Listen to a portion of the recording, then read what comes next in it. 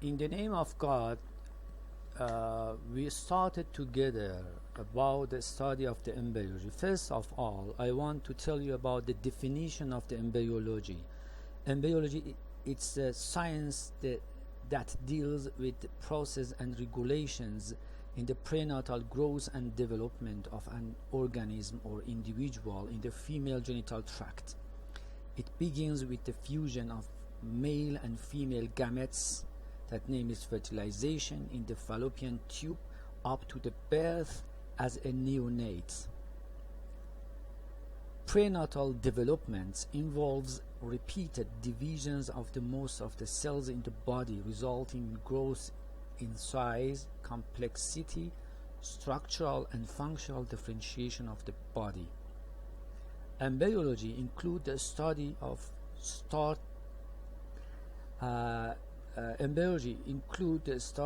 startling integration of various complex molecular, cellular, and structural processes that are accountable for the growth and development of a 9-month-old neonate.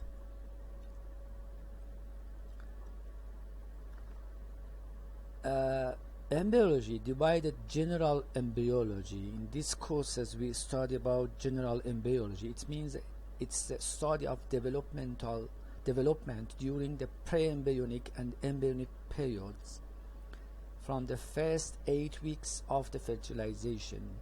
During this period, the single called zygote is converted by cell multiplication, migration,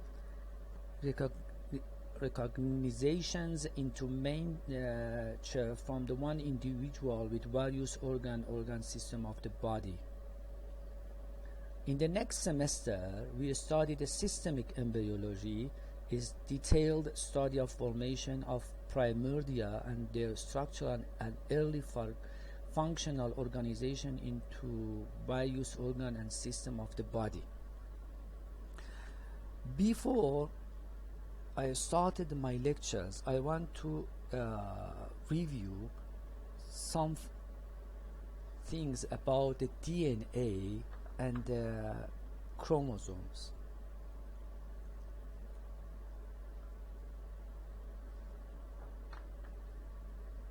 As you know, the chromosomes divided to haploid and diploid chromosome, and each chromosome consists of the molecule of the DNA, and several gene and gene family play important role in the development of the embryo. The number of chromosomes in each cell is fixed for a given species, and human beings it's a 46 chromosome. This is referred to a diploid or double numbers. Okay. During the mitosis divisions, each chromosome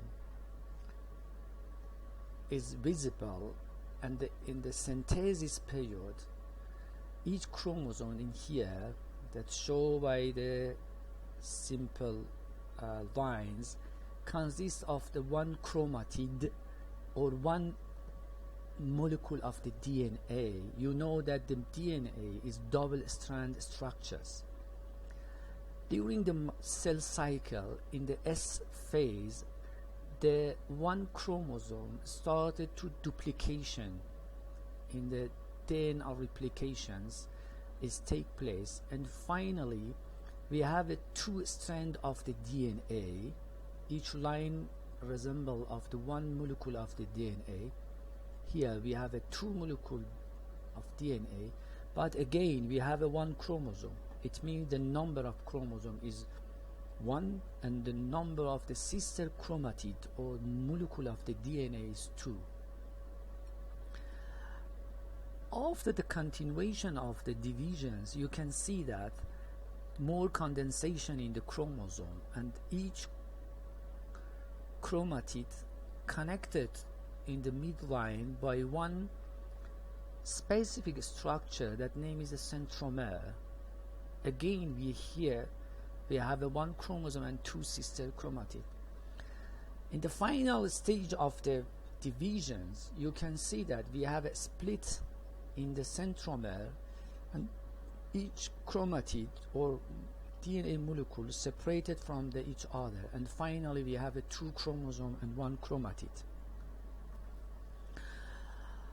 The number of chromosomes, as I told you, in human is fixed. We have a 46 chromosome, and we say that the diploid number. However, in spermatozoa and oocytes, the number of the chromosome is only half the diploid number. This is called haploid or half number. It means we have a 23 number of chromosome. After the fertilization, the resulting zygote has 23 chromosomes from the sperms or father and 23 from the oocytes or mother. The diploid number is thus restored. The 46 chromosome in each cell can be divided into 44 autosomes and 2 sex chromosomes. The 6 chromosomes may be of 2 kinds, X or Y. In male, there are 44 autosomes, 1 X chromosome and 1 Y chromosome, while in a woman, there are 44 autosomes and 2 X chromosomes in each cells. When we study 44 autosomes, we find that they really consist of 22 pairs, the 2 chromosomes forming a pair being exactly like. We say that homologous chromosomes.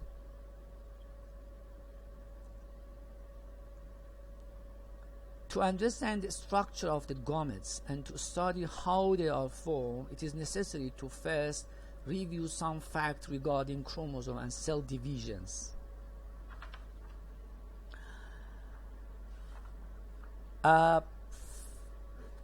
Now I want to talk about the one important process during the embryology. As you know, development begins with fertilization, the process by which the male gamete, the sperm, and the female gamete, the oocyte, unit to give rise to zygotes. In preparation for the fertilization, germ cells undergo gametogenesis, which includes 4 phases. These phases consist of origin and migration, the first phase. The second phase is mitosis divisions. The third phase is meiosis or meiotic divisions. And the last stage, or the 4th stages in the gametogenesis, is a structural and functional changes that name is differentiation or cytodifferentiation to complete these maturations.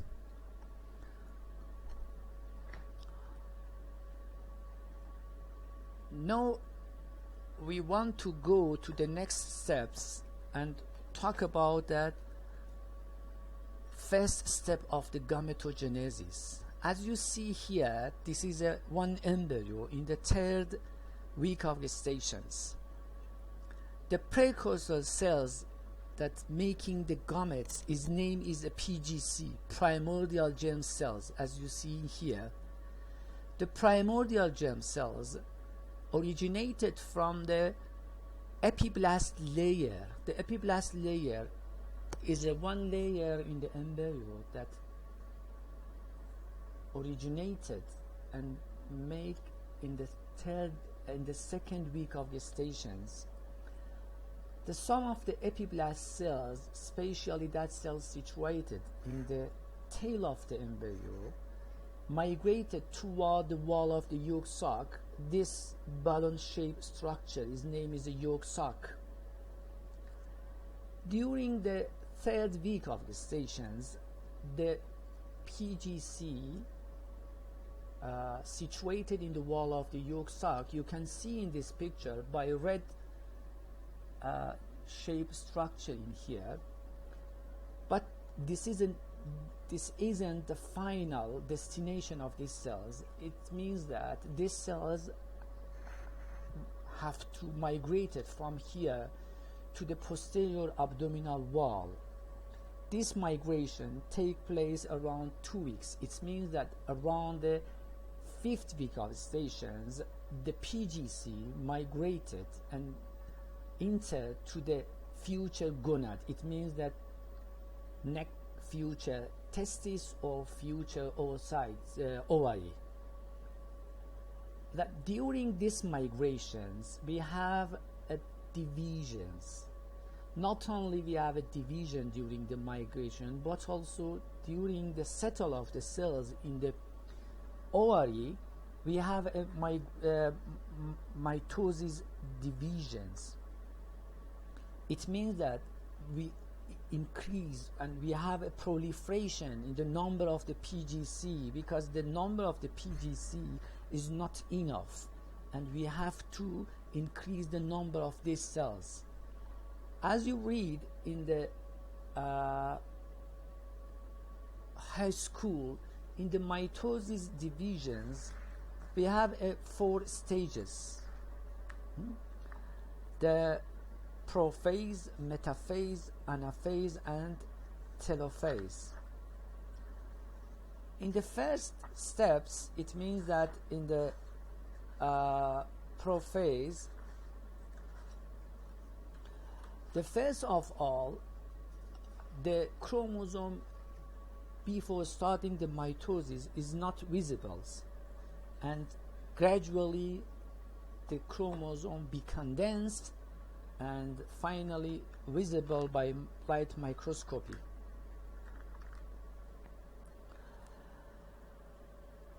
And the prophase, usually the longest phase. During this phase, chromosome each consists of the 2 identical chromatid begin to contract and become visible within the nucleus. Centriole move to opposites, duplicated, and move to opposite side or pole of the cells. Short microtubules may be seen radiating from the centrioles. You can see that the microtubules, and nucleoli disappear as the DNA passes to the certain chromosome. And the prometaphase, the gradually nuclear envelope is no longer visible as it breaks up. You can see that here into small vesicle that which this press. Spindle gradually is formed. We say that mitosis apparatus. You can see the microtubule between 2 poles, and the lining of the chromosomes in the metaphase. You can see that the complete formation of mitosis apparatus. This is the centrioles in the opposite poles and the microtubule apparatus that connected the centriole to the centromere. And you can see that the chromosome in equatorial of the cells, and each of the chromosome consists of 2 chromatids. And the anaphase is a very rapid stage, and this phase, the centromeres split in 2 and spindle fiber pull daughter centromeres to the opposite poles. You can see that the pulling the chromosome to the opposite poles. Thus, at this stage, the cell can be said to possess 46 pair of chromosomes. In the telophase, the separate chromatid,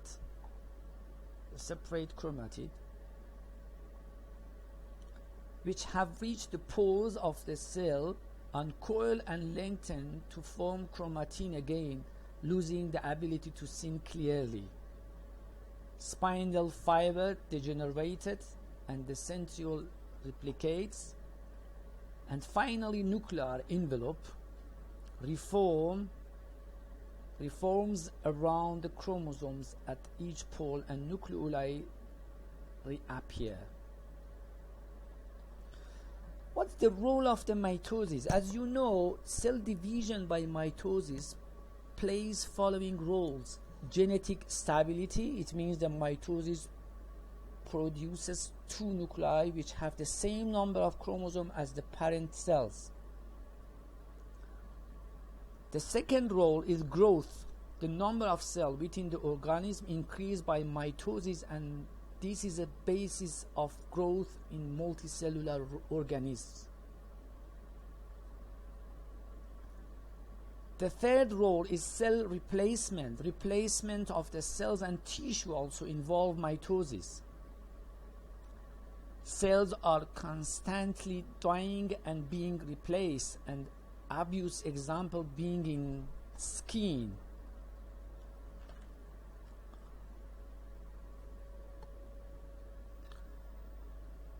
As I told you, the third step in the gametogenesis is meiosis or mitotic divisions, because we need to the sperms and oocyte with haploid chromosome. Meiosis occurs during the formation of sperm and eggs. It means during the gametogenesis in animals. We have two meiosis. First meiosis and second meiosis. The phase of the meiosis 1 are prophase. That prophase can be divided in following stage: leptoten, zygoten, pachytens, diploten, and diakinase. During the leptoten, chromosomes become visible as long threads attached to each end of the nuclear envelope. During the zygoten, homolog chromosomes, it means that the same chromosomes, the one of them from the parents, the paternal, and one of them from the maternals, pair up.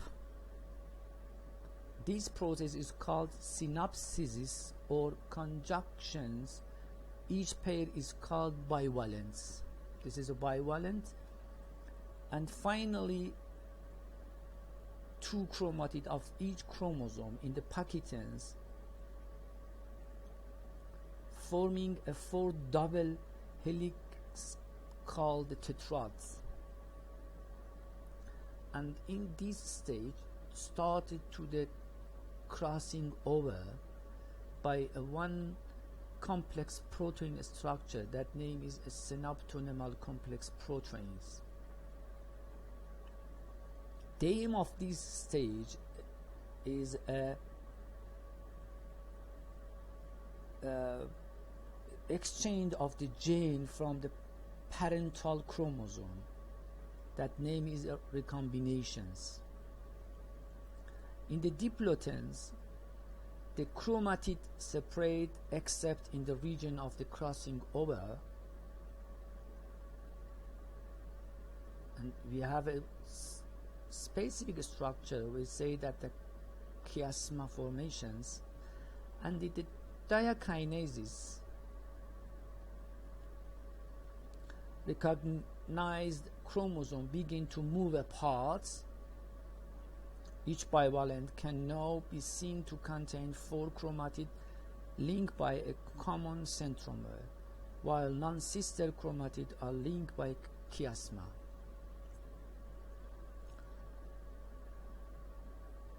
We have a short metaphase, and the anaphase 1 spindle fiber pull homolog chromosome centromeres first toward the opposite pole of the spindle.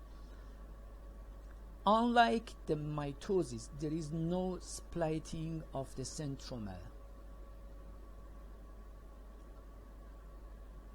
The telophase is similar to mitosis. The homolog chromosome which have reached the opposite pole of the cell uncoil and lengthen to form chromatin again, losing ability to seen. the spindle fiber usually disappear. And finally, in the cytokinesis, in the end of the meiosis 1, each daughter cells consists of the 23 chromosomes, one number of the copy of the chromosome, each consisting of the 2 chromatids or 2 molecules of the DNA. And the aim of the second meiosis, is important point, is reduce in the number of the DNA molecule. Like a mitosis, we have a splitting in the centromere, and finally we have a 4 haploid cells, and each of them contain a haploid number of the chromosome. It means that 23 single chromosome and 1 molecule of the DNA. As I told you, the number of the chromatid show that the number of the DNA molecules.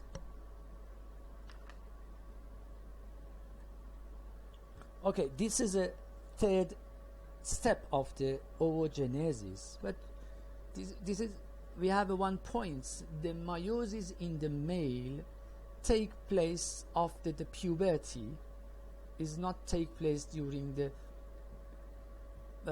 gestational period, but in the female the meiosis is started from the embryonic period but stop and restored after the puberty. This is one major difference between the meiosis in the male and female.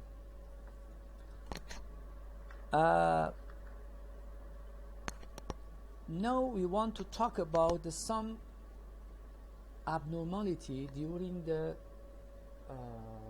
gametogenesis. As I told you, sometimes usually the PGC migrated to wall of the yolk sac, and from the yolk sac to the posterior abdominal into the ovary or the testes. Sometimes we have abnormality or abnormal migration during the migration of the PGC, and we have some teratoma. In this picture you see that the oropharyngeal teratoma, this tumor may arise from the PGC or from the epiblast cells, both of which are pluripotent because the PGC and epiblast are pluripotent cells. Tissue within the tumor include derivatives of the all germs layer and may include the gut, bone, skin, teeth, and so forth.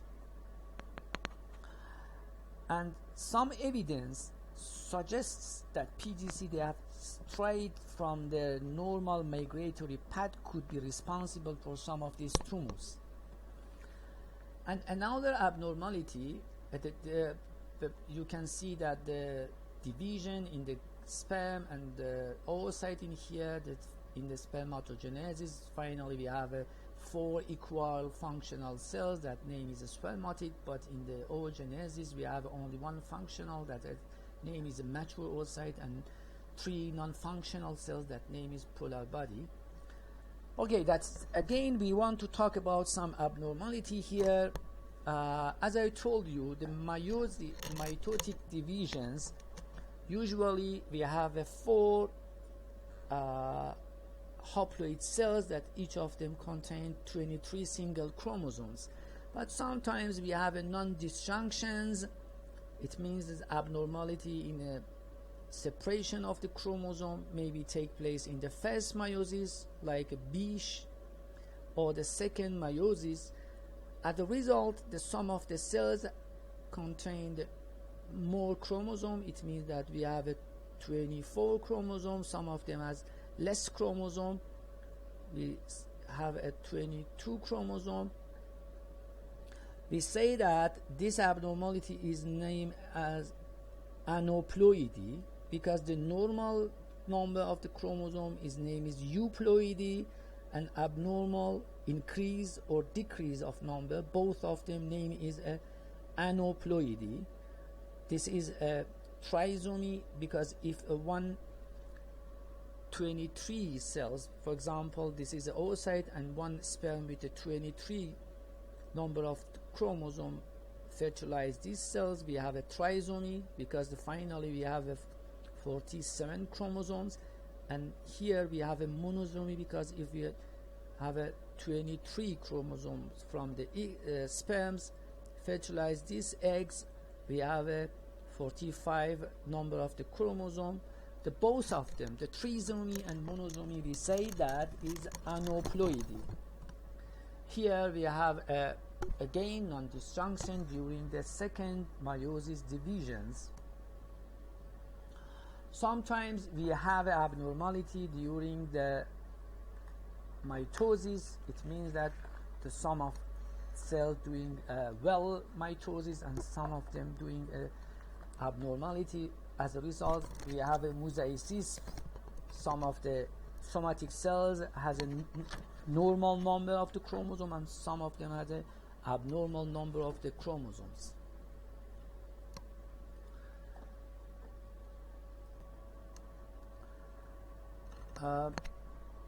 As I told you, we have some abnormality during the divisions, during the gametogenesis. It's estimated that 1/3 of all conceptions in normals, healthy women abort spontaneously. Approximately 1/4 of these occur between pregnancy is detected. Chromosomal anomalies seem to cause about 40% to 50% of spontaneous abortion in those cases in which the conceptus has been recovered and examined. However, many chromosomal anomalies unfortunately allow the fetus to survive to terms, resulting infants display non-random pattern of developmental abnormalities, that is syndrome. One of these syndromes, Down syndrome, is covered in detail in following pictures. Okay, about the Down syndromes, as you know, the Down syndrome is caused by extra copy of chromosome 21 or trisomy 21. The features of child with Down syndrome include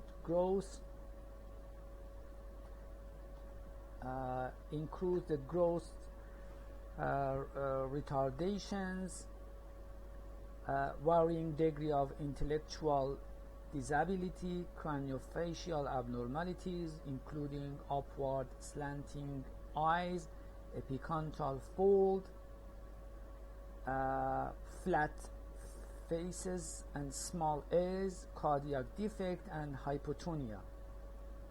These individuals also have increased chance of developing leukemia, infections, thyroid dysfunction, and premature aging. In 95% of cases, the syndrome is caused by trisomy 21 resulting from mitotic non-disjunction, and in 25% of these instances, non-disjunction occur during oocyte formation. The incidence of Down syndrome is approximately 1 in 2,000 conceptuses for women under age 25. This risk increased with maternal age to 1 in 300 at age 35 and 1 in 100 at age 40. In approximately, in here, you can see that in approximately in the 4% of cases of Down syndrome, there is an unbalanced translocation between chromosome 21 and chromosome 13, 14, 15, or 21. Here you can see in this karyotype the correct number of 21, but if you look at the chromosome number 14, you can see that the one copy of the chromosome number 21 joined to the chromosome 14. This is a translocation of the 21 on the surface of the 14.